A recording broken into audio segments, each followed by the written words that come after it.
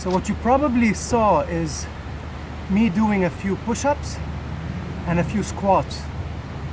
But what about the movement between these two movements? I was like this, and then I did that. That transitional move we usually don't see. Why? Because we're used to, in modern society, to commit to certain postures. We're used to sitting down, standing up, walking, driving, typing, eating, but that's pretty much it. We get set in these postures, in these movements. Now it's raining. Let me stand under that tree. We get set into these postures and we forget about all of the transitional movements that our body can do. And it is in these transitional movements that we sometimes injure ourselves, such as when we're sitting down and we want to get up quickly, we hurt our back or our knee because we don't pay attention to these transitional movements. And in fact, martial artists, I heard, they work a lot on these transitional moves to get their bodies ready for battle or for combat or for performing their art.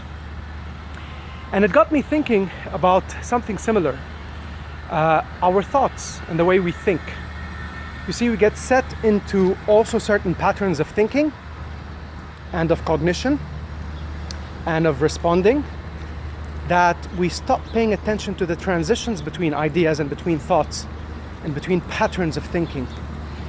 And it is maybe in these transitions as well where a lot of treasure lies, a lot of creativity lies, a lot of new perspectives on life and solving problems might actually be. And so it got me thinking about something, basically that life is kind of like an infinite corridor, a transition between different moves, between different thoughts, but we often forget to recognize that corridor, to capture it, to inhabit it a little bit, to be in it, to be in the transitions where change can occur, where new ideas, new moves can occur.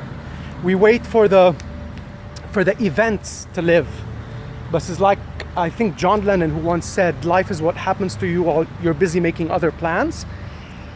It is in these transitions between plans, between events, that a lot of life happens, and a lot of potential and opportunity for us to see things differently can happen.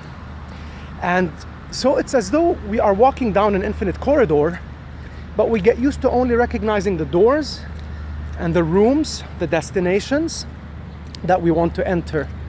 So why not think of capturing that corridor, using it to develop more flexibility in engaging with life, new ideas, testing out new thoughts in solving problems. So why not move between the moves? Why not play between the games? Why not capture that infinite corridor that we're always treading as we make plans and seek destinations? I like that idea so much that I actually tattooed it on my arm to remind myself that I'm in an infinite corridor and I must remember to inhabit it, to live in it, and to capture it, to move between the moves, to play between games, and find meaning and excitement and joy and creativity in this mode of living.